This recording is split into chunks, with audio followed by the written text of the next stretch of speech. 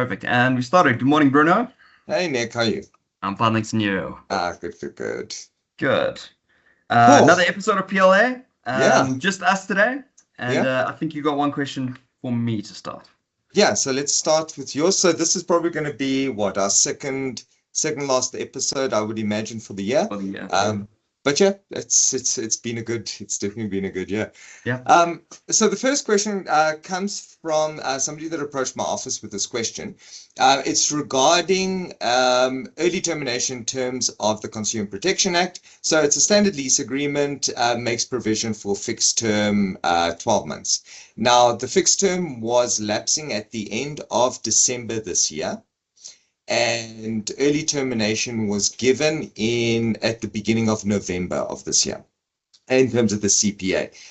So as it stands at the moment, there was early termination. The month of November had been paid, and now the question always comes up between landlord and tenant, going, well, is the deposit going to be refunded? From the landlord's perspective, the property hasn't been occupied. Attempts have been made to find occupiers, but there hasn't been any occupiers. So more likely than not, there's only going to be an occupier at the beginning of January, although the landlord is attempting to find someone in the meantime.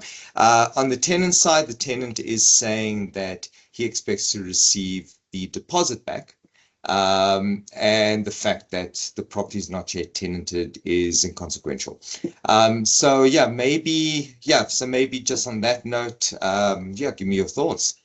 Perfect. So just to go back to the basics on a question like this. So Consumer Protection Act, Section 14 entitles a user of a service to terminate a fixed term agreement with 20 business days notice. Okay, that's a right that they're giving in terms of legislation. They have to give 20 business days written notice. And the caveat to cancelling a fixed term agreement early by the consumer is that if they do this and they cancel the contract early, they are subject to what is described as a reasonable cancellation penalty in terms of legislation. Okay, so you can't just cancel your contracts early and expect it not to be any consequences as a result of that.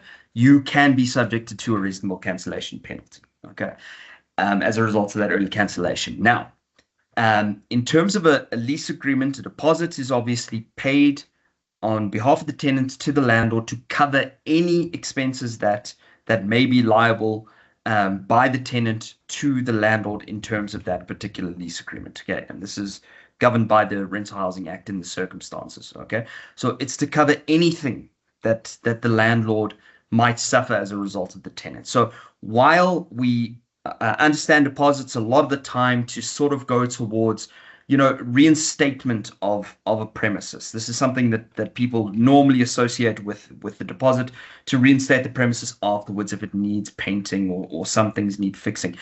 That's not the full scope of the deposit. The deposit can be used towards any single debt which is owing. Okay. And so if at the end of a particular lease agreement it's come to an end, there is rental which is outstanding, the deposit can be appropriated towards that. Or for your commercial entities, there's something like operating costs. It can be appropriated towards that. It's any debt which might be owing from the tenant to the landlord in the circumstances. And if we follow that train of thought, this is still a debt. The cancellation penalty is still something that is now owing by the tenant to the landlord in terms of the lease agreement. So if the landlord is still holding a deposit and there isn't a premature cancellation, that penalty can be taken out of the deposit that's being held by the landlord.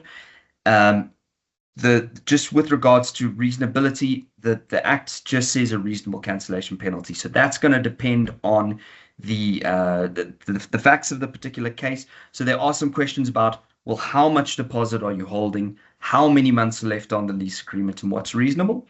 But insofar as the question goes, can that deposit be used towards a reasonable cancellation penalty? Absolutely. It's a debt owned by the tenant to the landlord like any other. Sure. Absolutely. Thanks for that, Nick.